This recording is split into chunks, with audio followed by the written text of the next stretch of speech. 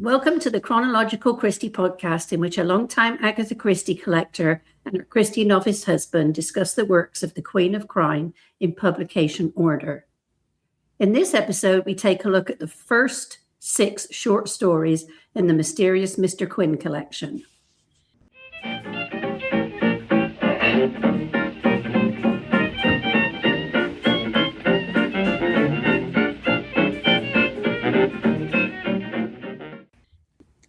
Welcome to the Chronological Christie podcast. We are your hosts. Gillian Porter, a long-time Agatha Christie reader and collector. And her husband, Alan Porter, who after almost 40 years of sharing a house with Agatha Christie books, has decided he should read them. We'll be tackling the books in UK publication order as detailed on the official Agatha Christie website and sharing our thoughts on each from the viewpoint of someone familiar with them and someone reading them for the first time. At this point in the podcast, we would normally talk about what is going on in the world and with Agatha, the year of publication. However, as this is the second book published in the UK in 1930, we covered those in the last episode of The Murder at the Vicarage. This is our regular spoiler warning that during our discussions we will be diving into plot and character details as well as talking about who done it and why. And with that said, let's dive into the short stories from the Mysterious Mr. Quin short story collection. There are no TV adaptations. As we will be covering multiple stories, we have changed the format a little and we will be tackling each story as follows: title, synopsis, story discussion. The Mysterious Mr. Quin is a short story collection by Agatha Christie, first published in the UK and the US in 1930.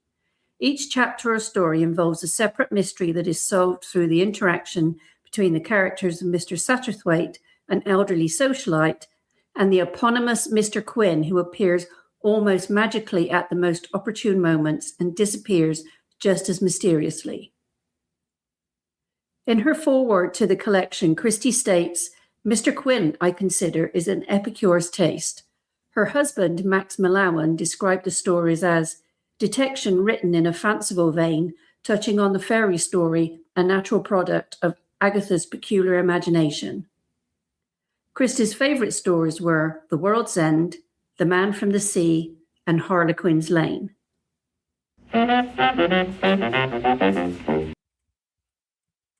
The Coming of Mr. Quin is the first short story. The introduction of Mr. Harley Quin, enigmatic and insightful. Agatha Christie considered him her favourite creation, always associated with love and death. Here he meets Mr. Satterthwaite for the first time on New Year's Eve, when talk has turned to the suicide of an old friend just after he received his post. I must recommend the Harlequin ad to your attention. It is dying out nowadays, but repays attention, I assure you. Mr. Satterthwaite says to his companions before midnight, little knowing that one of its leading characters is about to step through the front door and change his life and the lives of those around him. Based on the character of Harlequin from the Italian Commedia dell'arte, Agatha Christie indulges her fascination with the supernatural as well as her love of theatre and performance. The story was first published in the Grand magazine as The Passing of Mr. Quin. It was included in the collection The Mysterious Mr. Quin, published by Collins in 1930. The collection was dedicated to its eponymous hero and is the only book of Agatha Christie's to be dedicated to a fictional character. The story was adapted for film under its magazine title in 1928, directed by Julius Hagan and Leslie S. Scott. We have not found an adaptation for that. The film was later novelized in a recorded reading in 1929 by G. Roy McCrae. The original short story was abridged and broadcast in 2009 as part of the BBC's Radio 4 series of afternoon readings performed by Martin Jarvis. There is a page on the BBC Radio 4 website for the series, but no episodes are available. And what did you think of this introduction to Mr. Harley Quin then, Alan? First off, actually, it's a shame that the BBC radio adaptations aren't available. I did have a look online elsewhere as well, but couldn't find them. Yeah, and I could see Martin Jarvis doing a good job with these too. Yeah, this was very interesting. I knew nothing about Mr. Quin before you put this book in my hand. So this was interesting to me. It was a very interesting diversion and a very different approach to telling a mystery. Mr. Satterthwaite's, I know I'm going to trip over that name at some point. His observational skills were excellent and well described. The arrival of the decidedly mysterious Mr. Quin provided a lot of room for thought and speculation. Although his leaving his chauffeur out in the biting cold to fix the car while he took refuge in a nice warm house seems a little cruel. But again, was there ever a chauffeur out there in the first place? Because we've only got his word for it that there was. I actually enjoyed the almost paranormal aspects of this one, and I'm interested to see if this series of stories continues in that vein. The review and solving of the puzzling suicide of the house's prior owner was well handled, and I like the idea that looking back on an event provides a different perspective from which to examine the facts of the case, which is actually very true.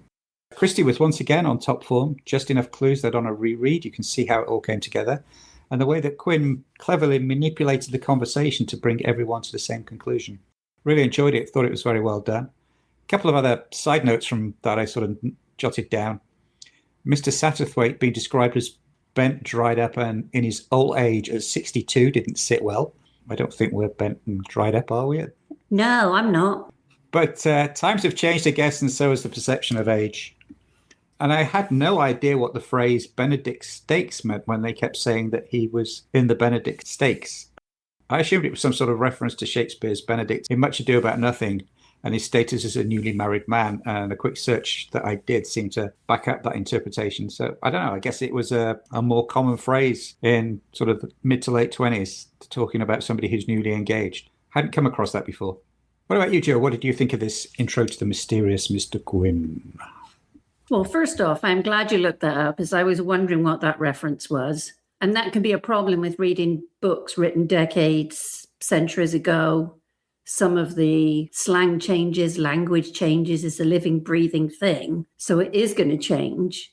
It's nice to have the internet so you can look these things up and not be puzzled, because you never know if you're just skipping over something you don't understand or you're missing a massive plot point. Luckily, they'd used other terms during it, so I kind of worked out what it meant. Didn't work out the reference, so that was really good you looked that up. And I like the way the story unfolded, and there was enough information to work it all out yourself as the details were discussed, which I thought was interesting. And I felt like the characters were outlined just enough to be effective in a short story. Christie is very good at that. Mr. Satterthwaite, being an observer, definitely needs someone like Mr. Quin to appear and push the story along, in that they make a good team. I'm not a massive fan of supernatural or paranormal elements in a story, but I really do enjoy these ones. And again, like you, Alan, I'm not keen on 62 being bent and dried up. Not how I feel at all. Well, maybe some days. I thought it was overall a good story. Good introduction.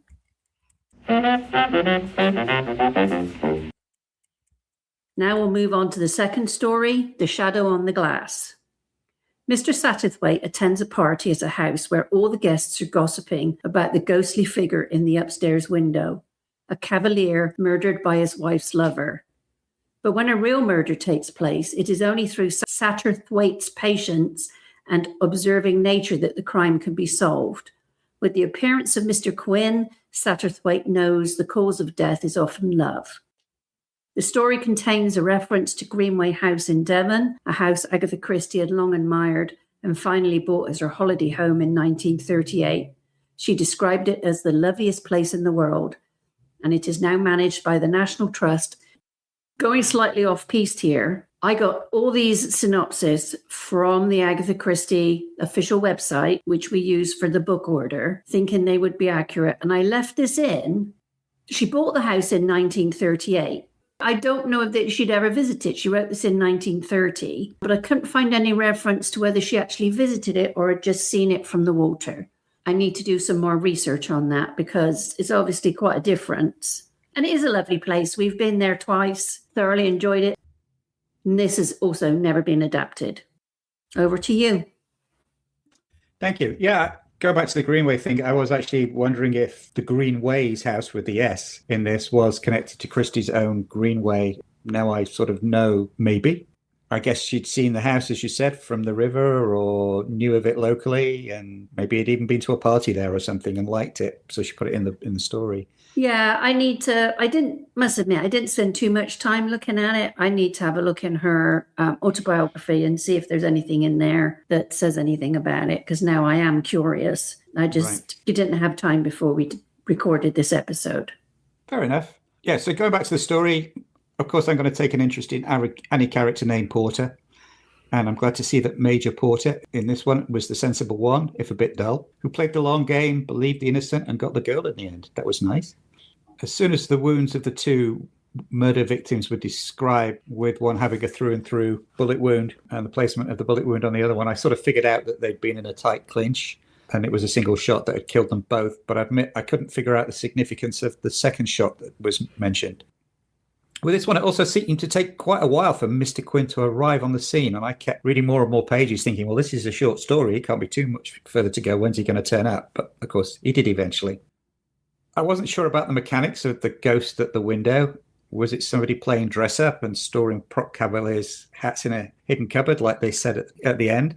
But if that's so, how did the legend arise, and how did it keep going? And how long it had been going on. So, yeah, that part sort of distracted me a little bit because I kept trying to figure out the mechanics of how that was happening because, they kept changing the glass and the figure would reappear no matter how often they changed the glass, which sort of says, okay, maybe it was somebody dressing up and being seen through the window, but was that just the current occupants, or was that something that was like a secret passed down as you bought the house? I don't know. The whole mechanics of the ghostly figure in the window sort of bemused me and I couldn't quite figure that out.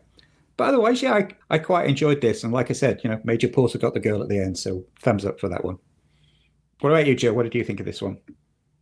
I really hate it when they describe a character as sensible, if a bit dull. That basically means he doesn't go around, because this was in an era where men did crazy stunts. It just meant he was just an ordinary, nice, all-round chap. That's how I'm going to look on him anyway. I would say he did go on the big game hunts and explore Africa with... It's not terrible. I've forgotten the other guy's name, but he was sort of like his slightly shadowy friend who went along on the big adventures but didn't really boast about it. I don't see anything wrong with not being a boaster anyway.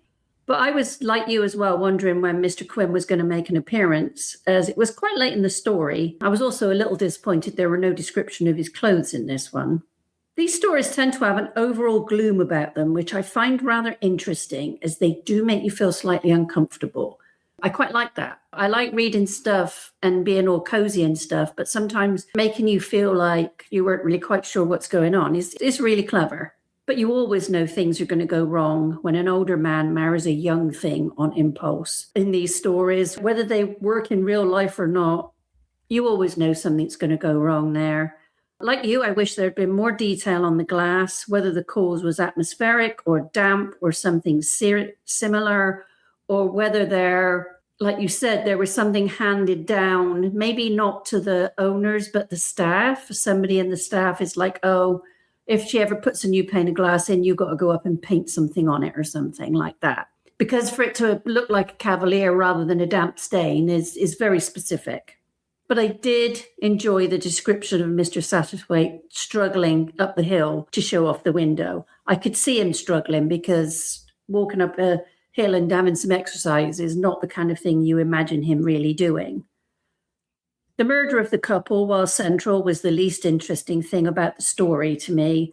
I wanted to learn more about why Lady Cynthia accepts invitations from a couple she thought so outre as the Undertons. She looked down on them, but she still accepted their invitation, and that made me very curious as to why she would do that. Is she poor? Does she need to stay at people's houses? Is she nosy? Did she know they're just going to have a comfortable house and nice food? Just maybe curious as to why you would attend a house party where you're going to stay there for a while with somebody that you thought so lowly of. Yeah, you're right. That was never really explained, was it? No, it wasn't. Free food, a weekend away, I guess. Yeah, I guess so. Seems a bit wrong to me, but what do I know? And maybe a murder thrown in. Ooh. Ooh. Which brings us on to the next story, which is At the Bells of Motley. A man disappeared from a house in the village of Kirklington Mallet, leaving his new wife and their possession. Satterthwaite and Quin talk through the details of the mystery and finally see it for what it was. The story was first published as A Man of Magic in the Grand magazine in 1925, and it was later appeared in the book form in the collection The Mysterious Mr. Quin in 1930. Again, this story was abridged and broadcast in 2009 as part of the BBC Radio 4 series of afternoon readings performed by Martin Jarvis. So what did you think of the night out at the pub, Joe? That's a much better title for it, isn't it?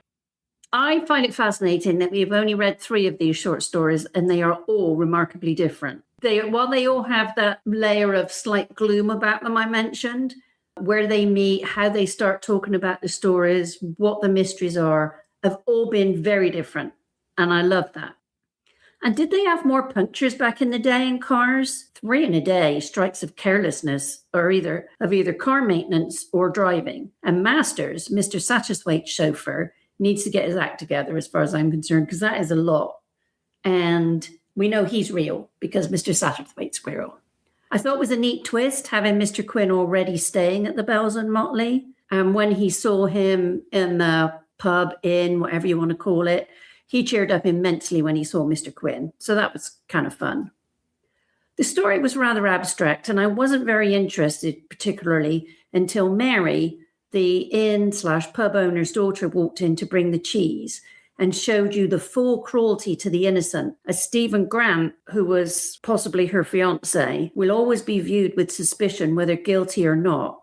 And in a small place, when you live in a small village, that must be really hard to deal with because you're always going to be looked at askance, as they say.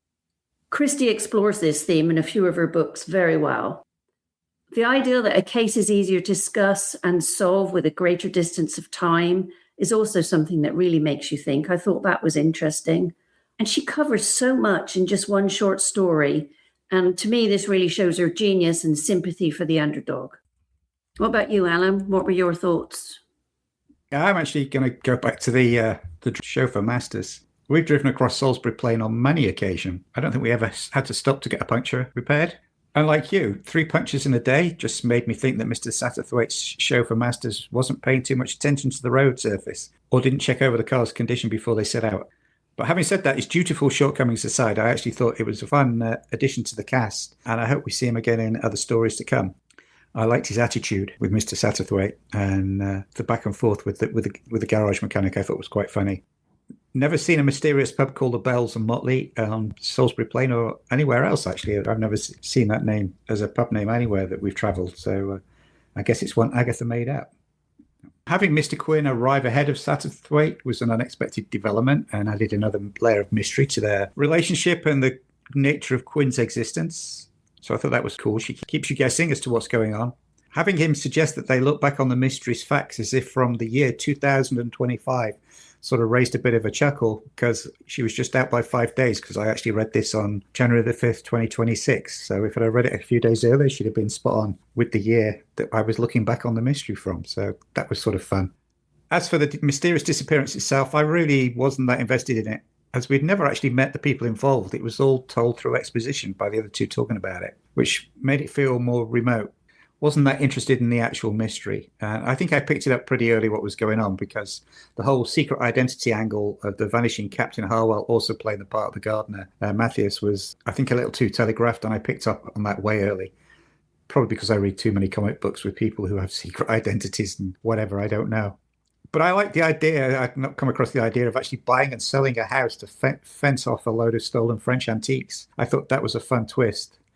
Which I didn't pick up on until it was explained, but made me wonder if the guy who bought it knew that the antiques that were in the house were stolen, or he was just innocently buying them at an inflated price because she'd filled the house with them. But I thought that was an interesting twist. They left a couple of questions unanswered, but there's room for thought, and something I hadn't come across before.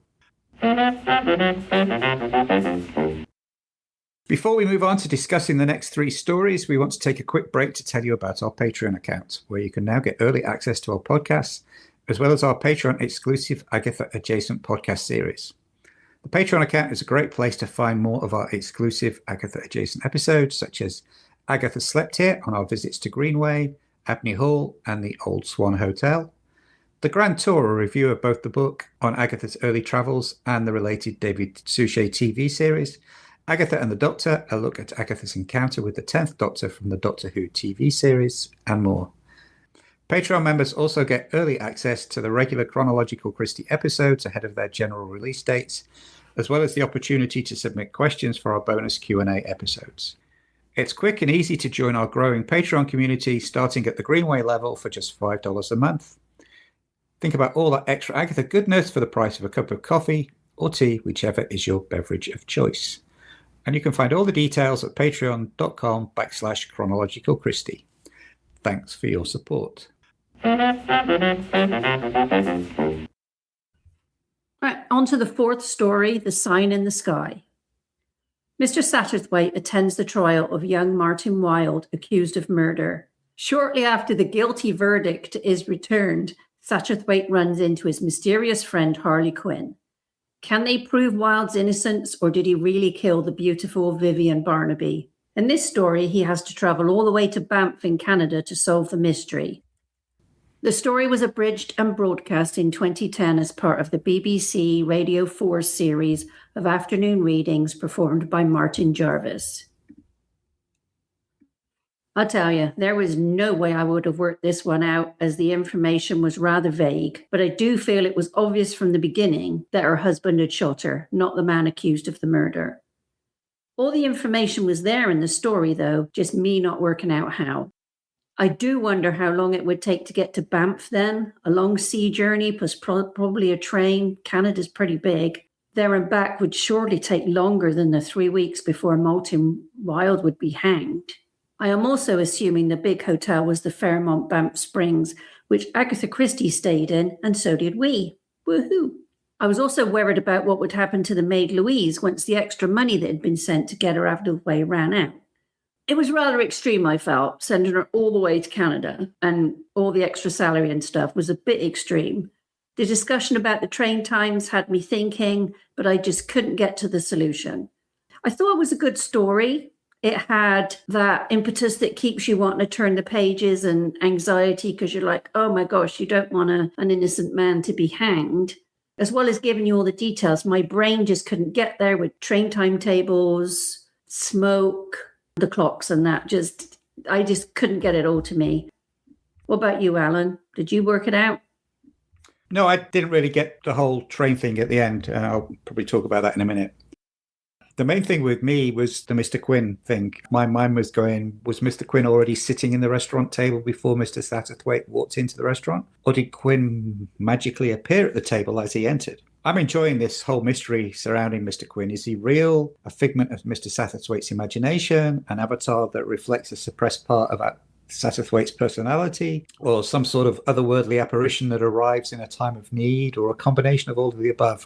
I'm really enjoying the mystery of Mr. Quin as much as the actual mystery stories, and trying to figure out sort of how he fits in. In terms of the actual story, again, I felt a little detachment from the main mystery, as again there was that degree of separation, although there was a connection between Satterthwaite and the accused. I think the story only really started to resonate with the journey to visit the maid in Canada, like you said. I love the fact that she worked at a big hotel in Banff, which I assume, like Jill, that this was the castle like Fairmont, in which Christie stayed on a grand tour. And as Jill said, so did we a couple of years ago. Lovely hotel. Again, like Jill, I wasn't sure that travel window would work, so I actually did some math, which is, anybody who knows me, that's really strange for me to actually voluntarily do math. The quick research I did suggests that it would actually take 7 to 10 days for the ocean crossing and about 8 days on the train from Montreal to Banff. So your total of 15 to 18 days to get there. And again, another 15 to 18 days to get back. So I don't think he could have got there, found Louise, talked to her and returned within that 3-week, 21-day window before the accused was due to be executed.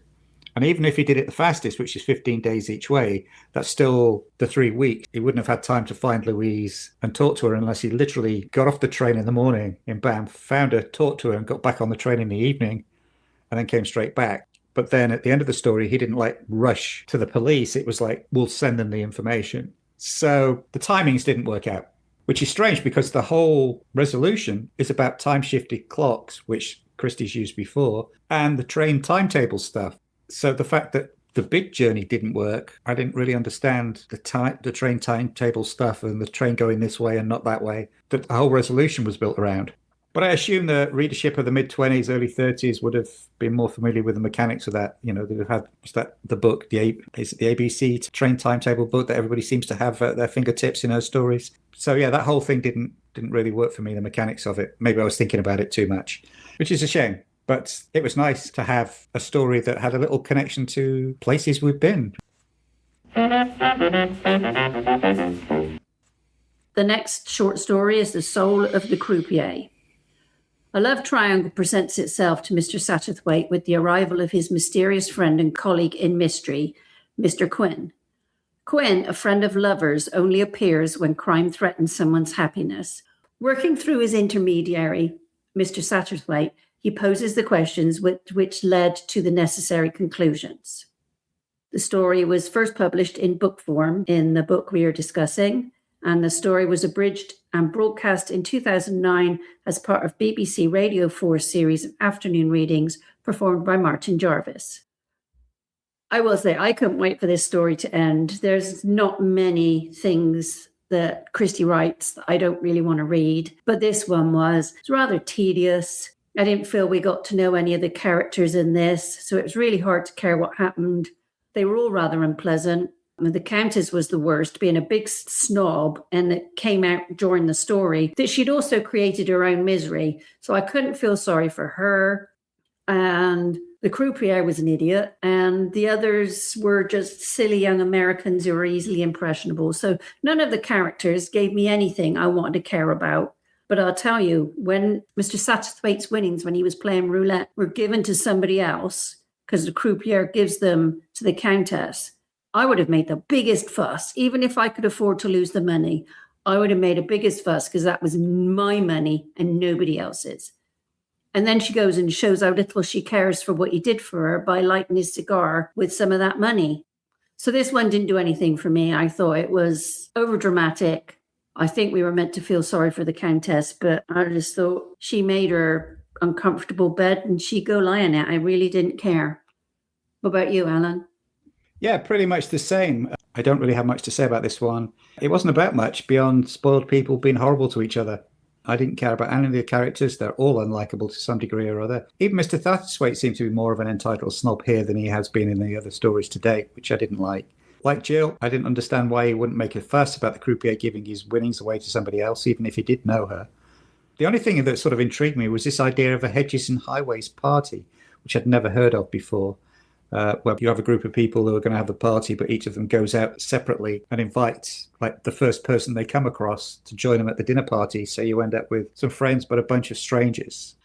I thought that was an intriguing one. I can see how it would be a useful device for bringing a group of disparate characters together. I'm not sure I'd want to go to such a party, but from a fiction point of view, I thought it was interesting, and I'd never heard the term before. Again, I don't know if that was a thing in high society at the time, but I thought it was an idea. And of course, the fact that they all came back with people who were actually relevant to the story just made it a bit too on the nose. But conceptually, I thought it was a nice idea. And this story did make me second guess my theories on Mr. Quin himself, as here he clearly interacts with a whole bunch of other people, not just Mr. Satterthwaite alone. So is he a figment of Mr. Satterthwaite's imagination if he can still interact with other people and influence? I don't know. So my confusion over this character and intrigue over this character continues, even though I actually didn't like this particular story. I'm loving that. I'm loving how confused you are with that. Thank you. And I wouldn't want to go to a party like that. We aren't mad party people anyway. So the idea of being with a group of people you don't really know, don't really fancy that at all. No, me neither, but I thought it was an interesting concept. Which brings us to our last story for this section, The World's End. Mr. Satterthwaite has come to Corsica with his friend, the Duchess of Leith, where they meet the Duchess's cousin, Naomi Carlton-Smith. Distraught that her fiancé has been accused of stealing, Naomi turns to Satterthwaite and his friend, the mysterious Mr. Quin, for help. Again, this was first published in the Mysterious Mr. Quin collection that we're talking about, and it has never been adapted. Right, well, we're going to start with a bit of a complaint to me about synopses. The synopsis is totally wrong in that Naomi never approaches the Duchess or Satterthwaite for help. And I got all of these from the official Agatha Christie website, which to me makes it even worse. in the story that unfolds why she's unhappy. She never asks anybody for any help whatsoever. If you're going to write one, read the story, make sure it's accurate. But this was a story where I really wondered if there was a point for a while. But maybe that's the genius of Christie, where she mixes things up enough to make you wonder what's going on until you actually arrive at the mystery. I loved the Duchess of Leith having pots of money but being so cheap that they had to go the most uncomfortable way to the island. She's always cadging lifts with people and stuff, yet she's generous when needed. I thought that made her quite the character, I think. And we went to Corsica in the late 1980s for a 2-week tour of the island. So this brought back some lovely memories and some pretty scary ones too, because the roads, as she described them in the story, they were terrifying in the 1980s as well.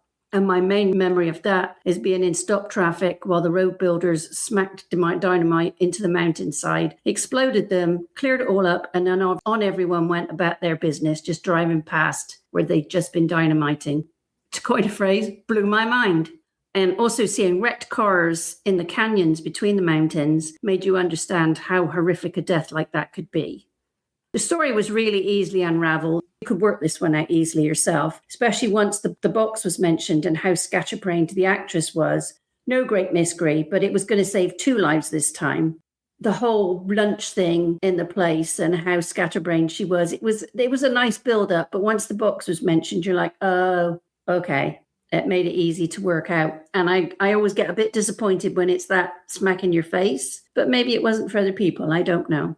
I do like how Mr. Quin works as a facilitator, and it was interesting how differently the artist saw him over how Mr. Satterthwaite sees him. I thought that was very interesting, and maybe that was because she was an artist, or does everyone see him differently? Because this is the only time we've had somebody else describe what he looks like. And does that add to your confusion, Alan? Yes, it does. And I should think you just hit pretty much every point I was going to make. Sorry. Which is fine. So, sorry, folks, you're going to have to listen to the same stuff twice. Yeah, this is another tale where Mr. Quin interacts with a whole bunch of other folks. But how did he get to the top of the mountain in Corsica? And where did he disappear to? That again adds to the mystery. As Jill said, his role here is very different. It's less about asking the right questions, but more as a facilitator to get 2 groups of people together so that people from one group can help solve a mystery for the other group, while also potentially saving a life. So I thought that was interesting. And as Jill said, I found it also interesting that the artist Naomi saw Mr. Quin very differently than Mr. Satterthwaite, which begs the question, as you said, Jill, does everybody see him differently? The mystery of the missing pearl, yeah, like you said, that was pretty obvious the moment the actress pulled the brown box out of her bag. Interesting in this, it was called an Indian box, because I always think of those things as being Chinese puzzle boxes. Yeah, you're right. I hadn't thought about that. I don't know whether that's just a change in terminology over the year, or there's a difference between an Indian puzzle box and a Chinese puzzle box. But it was definitely, as soon as it came out, it was like, oh, it's in there. So to be honest, there was no real tension as far as the mystery was concerned. But yeah, the best part of this, a bit like the Banff reference in the last one, was its location. It's like, yeah, we've been there. Sparked a lot of memories of our trip in Corsica. And as Jill said, the description of driving up those twisty mountain roads with the precipitous drops on was spot on. I can only take it from this that Christie had been to Corsica. I don't think it was part of her grand tour, but she must have been to Corsica and been up those roads to write that description the way she did, because it just brought it all flooding back. So yeah, or at least talk to somebody. And the other point I was going to make, and I forgot, if you don't mind my interjecting. No, I'm done anyway. So okay. Satterthwaite might have been grateful he was uncomfortable on the boat, because when we flew in, you fly in up two narrow mountains and you feel like the wings of the plane are going to scrape one or the other when it lands. And that was in the late 1980s. So in the 1930s, it would have been a much more scary experience, I should imagine. And, the airport building was just a shack. Makes you wonder what it would have been like to land there in the 1930s. It was bad enough when we did. I don't know if I'd have wanted to then, when things were all much more casual. You're right. I'd forgotten about that. You fly into a valley, down one side of the valley with the wing just off the mountainside on that side. And it looks like you're heading towards basically a dead end. And then it does a U-turn and then and lands at the airport. Yeah, I'd forgotten about that. Thank you for bringing back that terrifying memory. Very welcome. I do like to share my terror. So beside the airport and the roads, by the way, folks, Corsica is gorgeous and lovely. And we had a great time. We did. Thanks for joining us for this episode of the Chronological Christie podcast. If you would like to leave a rating or a review on your favourite podcast platform, that would be great. And don't forget to subscribe so you don't miss out on future episodes.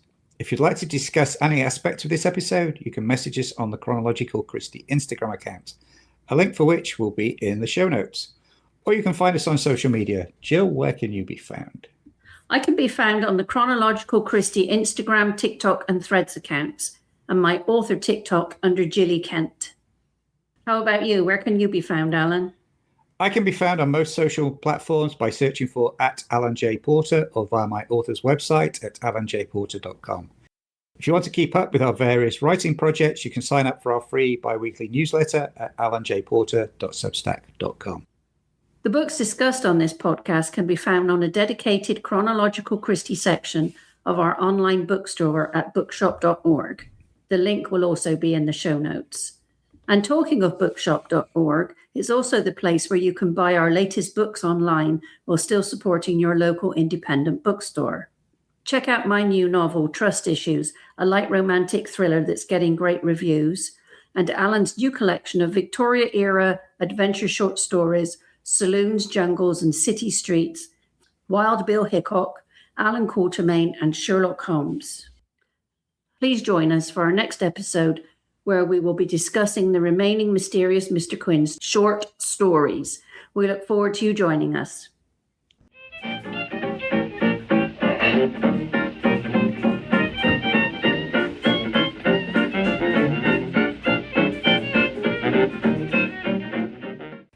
The music used in this episode was extracted from I'm Somebody Somebody Now by the Joe Venuti Orchestra and is a public domain recording. The Chronological Christie podcast is a production of Megrin Entertainment, a division of 4J's Group, LLC.